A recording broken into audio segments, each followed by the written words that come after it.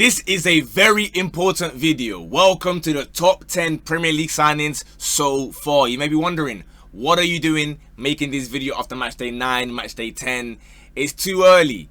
If you follow me on TikTok for the last couple of years, you know I like to do this in intervals. So a quarter way through the season, we do our list. At the halfway point around, Christmas, New Year's, we update it. 3/4 of the way through, we update it again, and then we have our final list at the end of the season, so that we're not, reactionary. We're not ignoring what happened in August, September, October.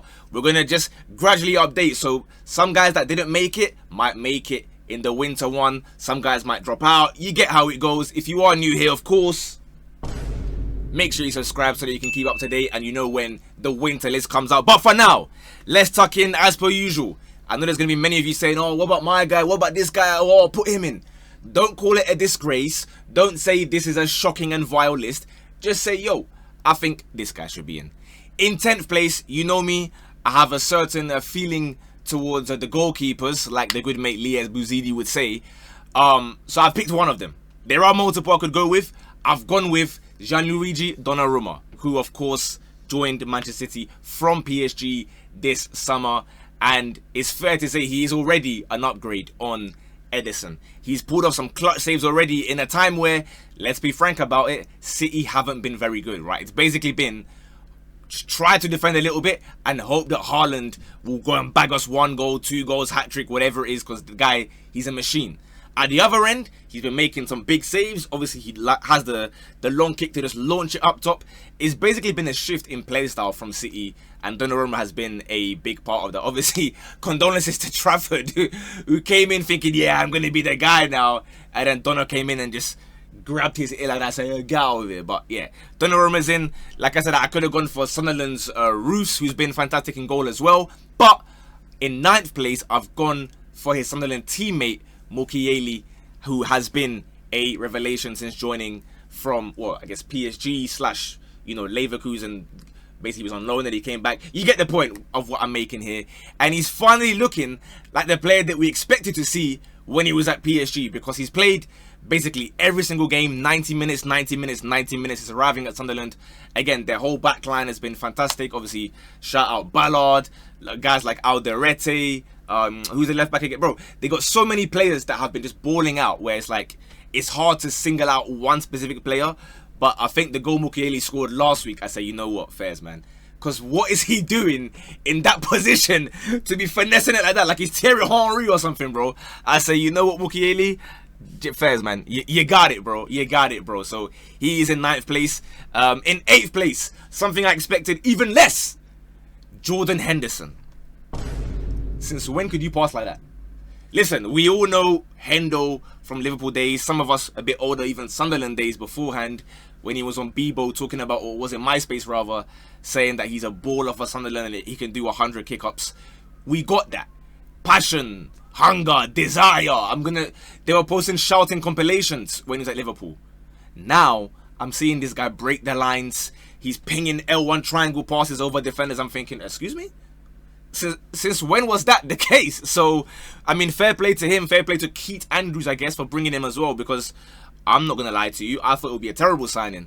Obviously, they lost, again, their gaffer, their best player, their captain, other goal scorers. They lost everyone.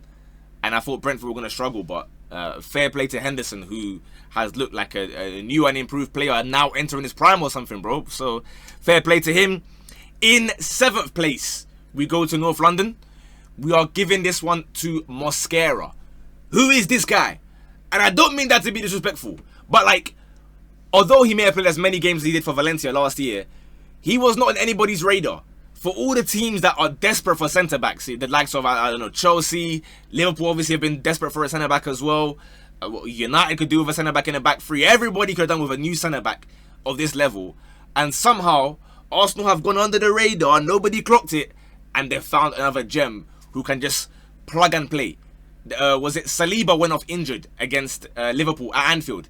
This guy just comes on, you don't even notice, bro. You don't even notice that he's come on. That's a good thing, by the way. For a centre-back, you do not want to notice that they've been subbed on. You want it to just continue as smooth as it was. Obviously, recent games, again, he's come on, no issues whatsoever. They're still refusing to even look like conceding a shot on target, not a goal, a shot on target. So fair play to him. To be honest with you, he probably would rank higher, but he hasn't got the minutes of the other ones. But as far as like a signing goes, for a team that has known to collapse with injuries, for that price as well, we have to factor in, that is a bargain signing that we'll probably look back on in 5-6 years and think, whoa, how did Arsenal do that one? So fair play. Up into 6th, we are going to Old Trafford. We are going to Bryan Mbeumo. He has changed their broke life. Now, to be fair, they have made some other decent signings as well. We spoke about the goalkeepers in 10th. I could have maybe given a shout to Lamans, but obviously he's played like, what, 2-3 games? It's a little bit early to give him that immediately. We don't know exactly what's going to happen. He just started playing in the last week and a half or whatever it's been, but he's been doing well so far. I like Cunha very much, but obviously he had a bit of an injury spell and then finally got his first goal just now. So out of the United guys, I had to go with Mbeumo because I think even on off days where United are kind of stinking it up, you know, prior to this 3 wins in a row where they're now all saying they're the best team in the world again, he was at least contributing, right? He'd get you a goal here and there. Even that Grimsby game where he was, to be fair, absolutely terrible, he still somehow pops up with the numbers to kind of carry United through rough patches, if you will. So Mbeumo, he's someone that he is efficient, right? We know that. He may not always have the best game. He's no longer going to be the, you know... But basically, for United, look, the reason I say he changed their broke life is because you're going from guys like Garnacho. You're going from guys like Rasmus Højlund, who, don't get me wrong, yeah, he's doing his thing in Napoli. But at United, it's just a different level of expectation. And Mbeumo so far looks to be someone that can, when the ball arrives in and around the 18-yard box, finish the chance presented to him. So that is why he's in 6th place. In 5th place, we are going to Everton Football Club. Jack Grealish, who looks new and improved. He looks, well, rather old and improved, looking like the Aston Villa version that obviously meant, you know, City went and spent 100 M's on this guy. Pep, you could argue, robotified him, or I'm not going to get into that whole debate about did he get de-pepified or whatever the case may be. But he does look to be enjoying himself a lot more. He just got a smile on his face while playing now. Even when he gets fouled, he's not just crying and moaning and complaining. It's like, yeah, you know what, Fairs, you got me.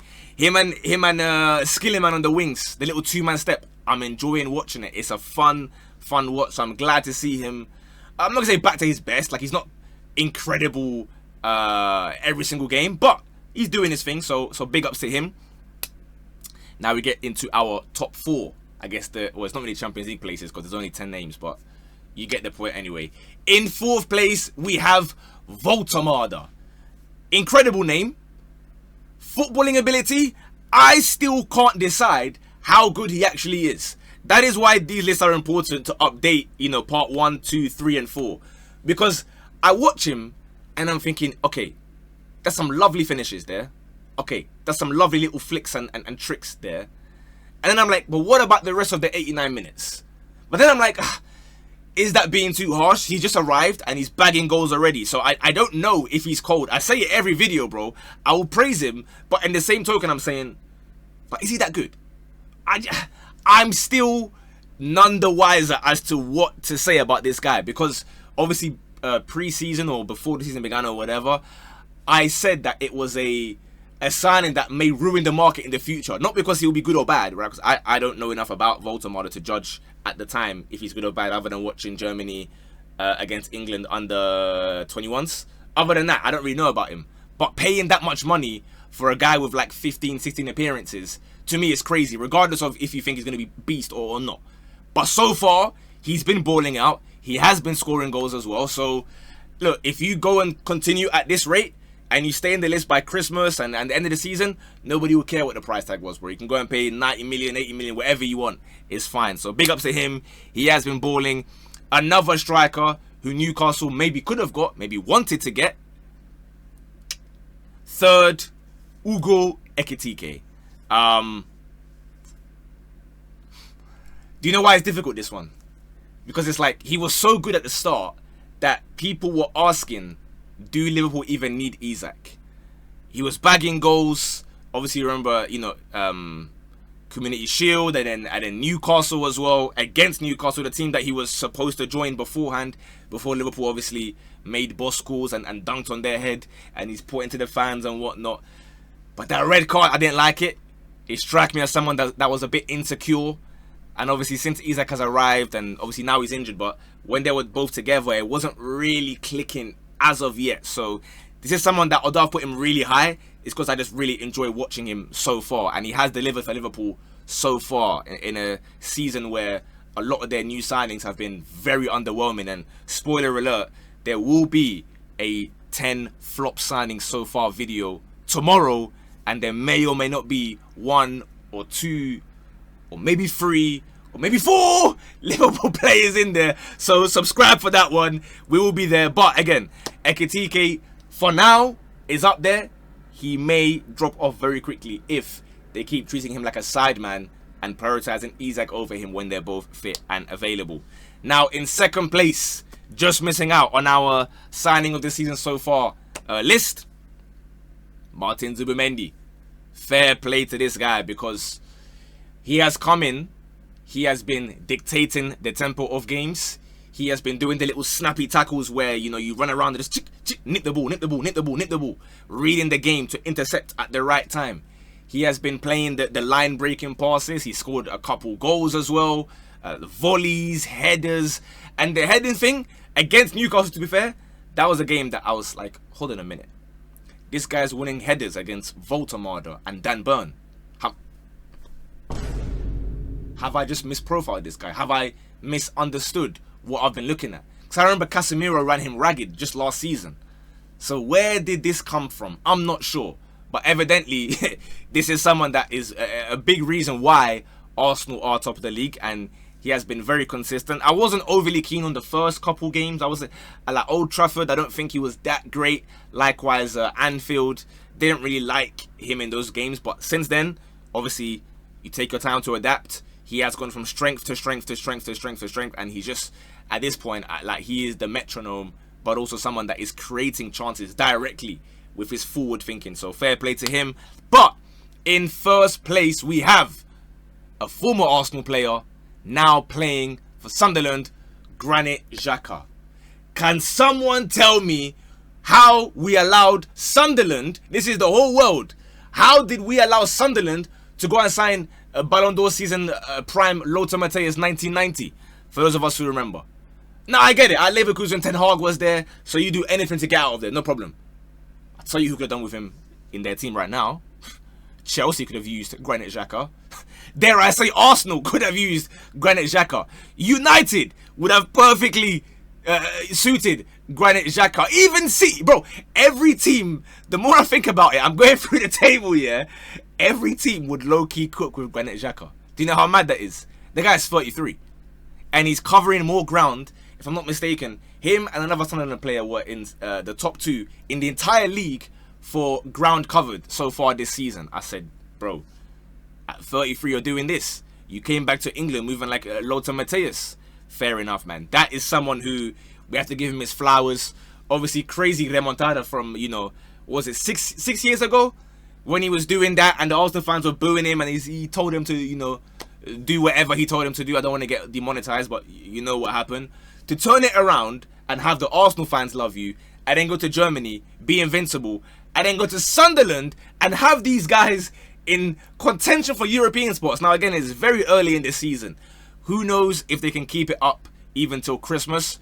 I guess we're going to have to wait and see. As per usual, let me know honorable mentions, guys that are close to the list but just about miss out, because like I said, in December, after, you know, 19 Premier League games, we will revisit and decide who goes up, who goes down, who are the new entries, who gets booted off the list entirely. So please leave all your comments, give me all your opinions. The more likes, the more shares, the better, right?